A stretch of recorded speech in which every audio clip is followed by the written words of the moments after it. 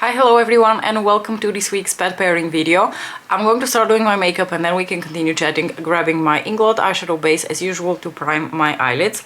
Wanted to also give you a little heads up that this is going to be the last video for the next 10-ish days up to 2 weeks. I am going on holiday in the end of this week. We're taking a trip to Sofia, my hometown. I just wanted to let you know, in case I make a disappearance, nothing is wrong, everything is fine. It's just that I'm away enjoying a bit of time off. So this is going to be the last video you're going to see from me this week and next week. And then hopefully we can reconvene in the beginning of May and I can finally sit down and do some roundup and empties, because once again I've slacked over the past couple of months.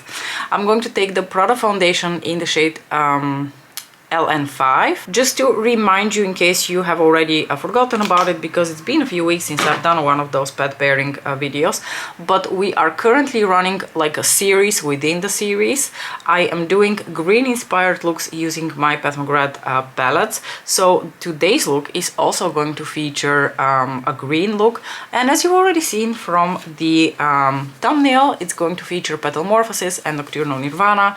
And if you know anything about me, you probably already know what kind of look we're doing, but we will get there when we get there. To start off with, let's have a little bit of a chat, and actually I thought let's continue the chat that we started in my previous pet pairing video, where we did again a green inspired look, and I told you that I was reading a book about the planets. Been on a bit of a kick reading books about astrophysics, and I told you that I was reading about the planets, and last time we discussed a couple of fun facts about Mercury.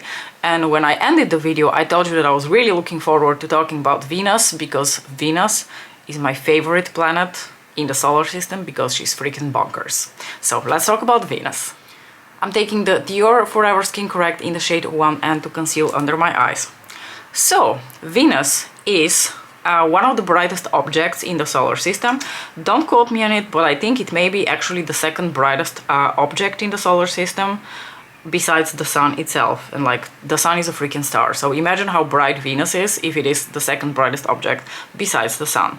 It has this like really thick milky white atmosphere that reflects lots of light, and for years and years and years it was shrouded in mystery. And because it was shrouded in mystery and we had no idea what's going on underneath, people dreamt of all sorts of, you know, luscious forests in this balmy tropical world, you know, because Venus is the planet that is the second closest to the sun. The planet that is the closest to the sun, as we discussed at the previous time, is Mini Mercury, and then we've got Venus. And because Venus lies somewhat closer to the sun, and it was, you know, basically enveloped in this thick atmosphere that no one could see through, scientists inclusive imagined all sorts of like wild things that were happening under this thick atmosphere. And I want to say, up until like very much late into the 20th century, up until the two probes that were sent by the Russians in the 70s and the 80s, people really thought or hoped that underneath those thick clouds there would be beautiful, luscious tropical forests, gorgeous Amazonian women ruling this beautiful, balmy world. Now, the reality turned out to be quite different, and the reality was already predicted in the 70s by the legendary Carl Sagan. He already predicted that this thick atmosphere might be the consequence of runaway greenhouse effect, and if that is the case, no balmy world, no gorgeous Amazonian women would be possible underneath those thick clouds. So, like I said, in the 70s, oh, I forgot to tell you, I took the Hourglass Ambient Lighting Powder in the shade Dim Light. So in the 70s and the 80s, the first probes that were ever sent to Venus were sent by the Russians. Those were the Venera 1 and Venera 2. They survived respectively, I don't know, like 20 minutes and 2 hours or something. Like, they didn't make it for very long once they landed on Venus. But basically what they revealed was about the opposite of what people were hoping for. It turned out that Venus is a hellhole. As predicted by Carl Sagan, the thick clouds that we saw were made up mostly of sulfuric acid and carbon dioxide. So when the two probes landed on the surface and they were able to, you know, send signals for a little bit, all that could be seen really was this rocky world, possibly evidence of volcanoes, crushing pressure of about 90 times the atmospheric pressure of Earth, and a hellish temperature of a whopping 475 degrees Celsius. I'm going to now quickly do my brows with the Too Faced Laminating Brow Wax. So unfortunately, what was predicted turned out to be also true. The runaway greenhouse effect that has been rampant on Venus already for billions of years has caused the planet to become the hottest world in the solar system. So as I mentioned last time, you would think that Mercury, being the closest planet to the Sun, is the hottest one in the solar system, but as it turns out that when you combine relative proximity to the Sun with runaway greenhouse gases, you get the hottest planet in the solar system, hence Venus. Now, a greenhouse effect is necessary. Like, if there's no greenhouse gases at all, life isn't possible. If there's too much of it, life also isn't possible. There are greenhouse gases in our atmosphere which ensure that Earth is a livable place because the temperatures are pleasant and we can survive. But without them, or with too much of them, we would basically follow the destiny of Venus. Now, from what I understand, we would have to burn so much carbon fuel that I don't even think that the carbon fuel currently existing on Earth is even close to the amount of carbon fuel we would have to burn in order to create the atmosphere of Venus. So I think we're pretty like safe from creating the hellhole that is Venus. But you know, still it's a lesson of how life could be very, very different if we were to let those greenhouse gases become rampant on Earth as well. Let me grab a bronzer. I've been loving using my Bronze Mahogany bronzer from Pat McGrath Labs, so that's also what I'm going to use today. So, really high temperature on the surface of Venus combined, you know, with the crushing atmosphere and the pleasant sulfuric acid and carbon dioxide, which would not allow for any sort of life to be created, means that if there ever was life on Venus, it was a very long time ago, and it probably didn't have time to evolve past, you know, probably simple microorganisms, because obviously life on Earth took billions and billions of years in order to get to the point where we are now. But Venus has been in this state for, I think, several billion years already. And if I understand correctly, scientists aren't exactly sure what caused the greenhouse effect on Venus. However, and this is now a combination of like different books, because some of it comes from the book I mentioned in my previous video, The Planets, from Dava Sobel, and this comes from, I think, To Infinity and Beyond from Neil deGrasse Tyson. Love Neil deGrasse Tyson. But essentially what he said is that it is possible that because of its close proximity to the Sun, and possibly because billions of years ago, those like the water that was present on Venus, because I think we're pretty sure that there was water on Venus billions of years ago, that water was probably very shallow. And another fun fact about the planet, Venus spins like a freaking snail around its axis. It doesn't have the tilt that we do, it's also like pretty straight like Mercury is, so it doesn't experience seasons for the same reason, but it also rotates around its axis so slow that an year on Venus is shorter than a day on Venus. Let that sink in while I grab my blush. For blush, I'm going to take Nude Venus 2, also from Pat McGrath Labs. So if I'm not mistaken, a year on Venus is about 220 something-ish days, like Earth days, and a day on Venus is in the ballpark of 235 or something.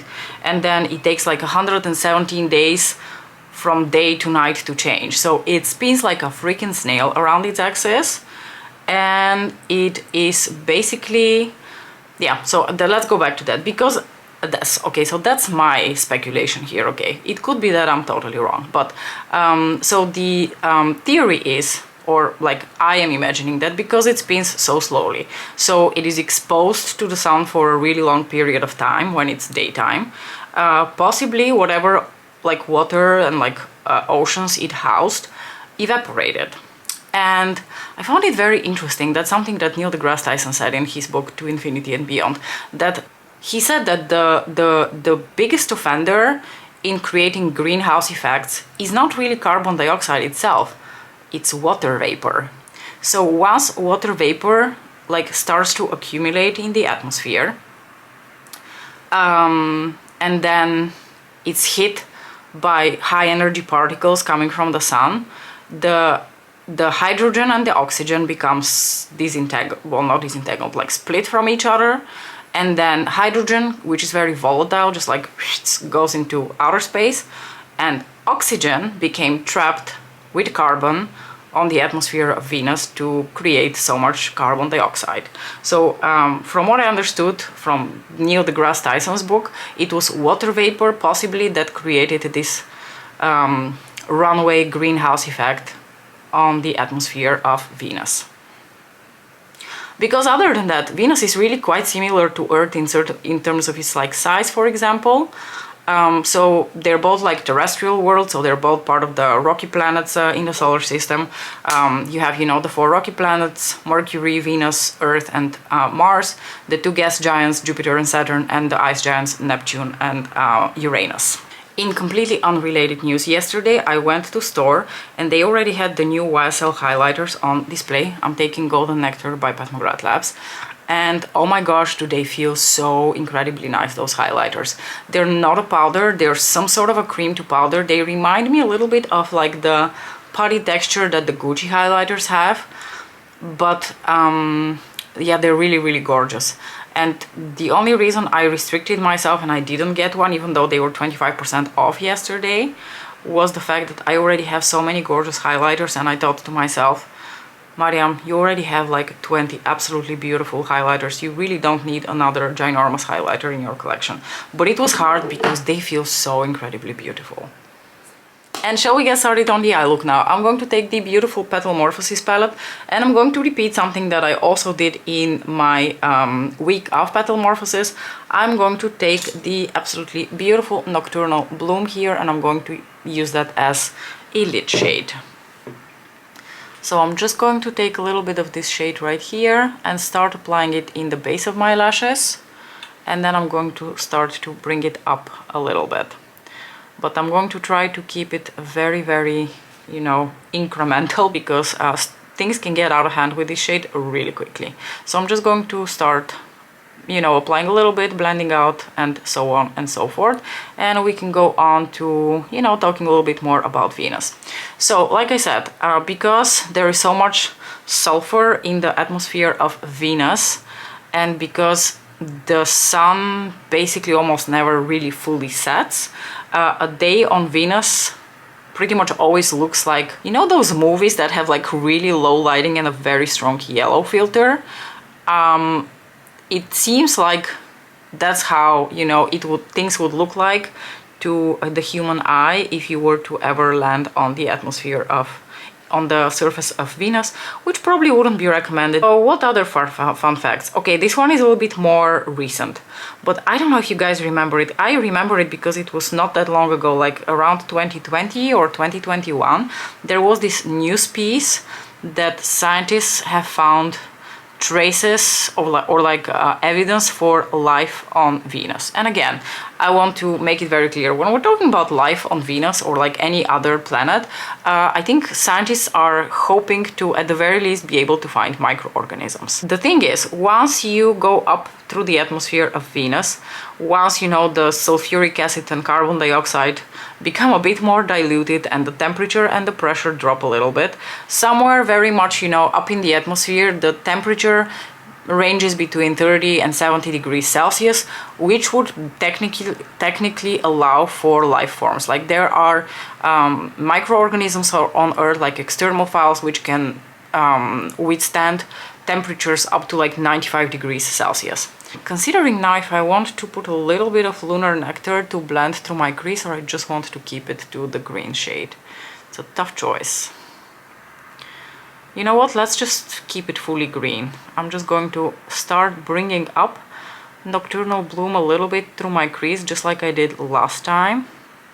I'm going to keep it more concentrated here close to the lashes, and I'm going to start bringing it upwards very, very gently, because I also don't want to end up with a very dramatic smoky eye. I mean, it's going to be a smoky eye one way or the other, but anyway. So, a couple of years ago, there was a news article that they found traces of, or like evidence for life on Venus. And that's because they had detected traces of a chemical, like an inorganic compound called phosphine. And let me look up what exactly phosphine is? Oh, it's actually pretty simple. It's just phosphor. It's just a phosphorus atom bound to 3 hydrogen atoms. So they found phosphine, but essentially when astrophysicists and astrobiologists are searching for life or like possibilities for life on other worlds, they are looking for the presence of water, they are looking for lots and lots of oxygen in the atmosphere, and apparently some compounds that are only created or like possibly created by life forms. Now, do I remember this correctly, that phosphine is a compound that is created in the gut of penguins? I read this article in 2020 and then, you know, since I'm not an astrobiologist, didn't think much of it, and then years later I read in a different book, and I can't remember the title of the book. I'll put that in my comments because it was also a very interesting book. It was by a scientist who gave a talk at the Royal Institution, and I get my literature recommendations very often from the Royal Institution because a lot of the guests that come to speak there actually have published books on the topics that they come to speak of. Anyway, and you have to imagine how difficult it is to search for like any sort of like chemical on other planets. All of that became very much possible in the beginning of the 20th century and late 19th century when spectroscopy was invented, which basically uses the absorption and emission spectra of different atoms in order to tell something about the chemical composition of, you know, stuff, including stuff on other planets. So what they are doing is they're like pointing telescopes towards wherever they're looking. Hopefully those telescopes are sensitive enough to pick up a bunch of things. Then from those bunch of things you have to subtract all the background noise, because there's plenty of background noise, including from Earth's atmosphere itself. I'm just putting a little bit more green right here in the outer corner.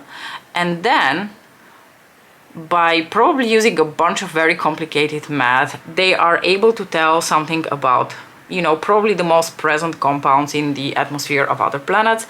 But in order to search for something that is very low concentration, there's a lot of mathematics involved, and if I understand it correctly, it's a lot about probabilities. And when you go into the realm of probabilities, there is obviously room for error. So when I read the news a couple of years ago, I thought, oh, that's really cool. So basically what they thought is that the phosphine that they detected in the upper atmosphere of Venus was probably the product of bacteria that could possibly be living in the upper atmospheric layers of Venus. I want to say that this has been disputed by other scientists who have not been able to detect the signature of phosphine in the same data that the lady and her team published a couple of years ago.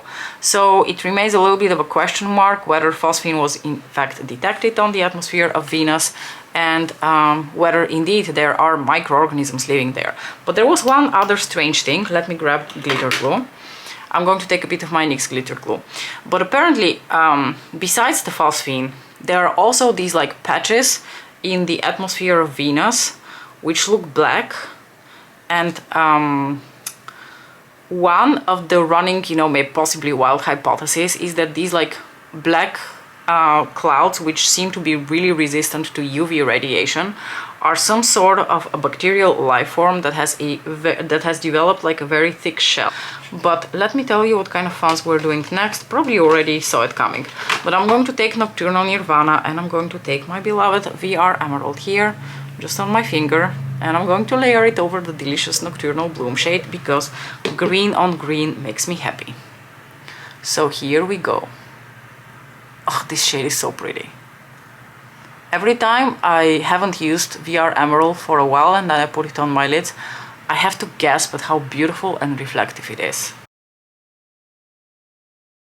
It's just so funky to imagine how extreme life is outside of the bounds of Earth. Like, we're so used to our pleasant life here and all the different conditions that have made our life and existence possible, and we never think about how wild and hostile things become once you go 100 kilometers upwards. I mean, they become hostile even before that, but I think 100 kilometers is the boundary that they consider, you know, between the most upper layers of atmosphere of Earth and actual outer space. Okay, what am I doing for my inner corner? For my inner corner, I am going to take... You know what? I'm just going to take the beautiful Iris Iridescent... What is this called? Astral Iridescent Orchid. No, not Orchid, Iris shade. I keep calling it Orchid, I'm sorry. And then on my lower lashes, we're actually going to put a little bit of the Blitz Purple shade from Nocturnal Nirvana as well, to tie the look together and also to pair green and purple, which is one of my absolute favorite combinations.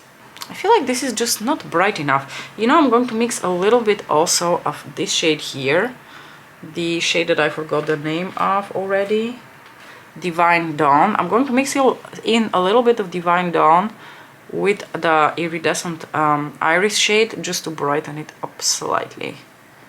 Okay, and now I'm going to take the absolute tiniest bit of, I want to say it's called Blitz Purple. Yeah, it's called Blitz Purple. So that's this shade here from Nocturnal Nirvana. And I'm going to run a very tiny bit of that on my lower lashes. And I'm going to try to be super careful because this is also a very dark eyeshadow.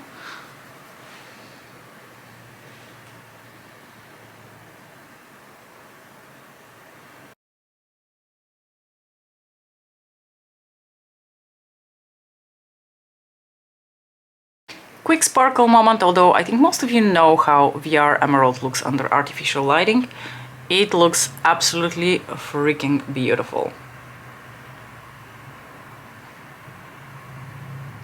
Alright you all, I kept the lips really simple since the rest of the look is already so bonkers, just like my beloved Venus. And I'm wearing Velvet Muse from Lisa Eldridge. Oh, I remembered one last fun fact about Venus. Venus spins around its axis in the opposite direction compared to Earth. So the sun rises on the west and sets on the east.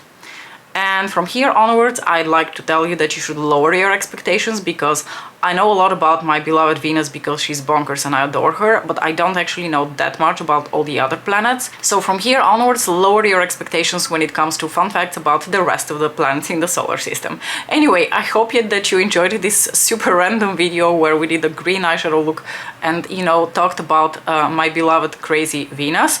Let me know what you thought about, you know, everything. I hope you enjoyed the look. If you know any fun facts about Venus that I have missed, please share them in the comment section below. As usual, thank you so much for watching. Don't forget that it will be a little bit before we see each other again. And yeah, I'll just see you in the next video. Bye!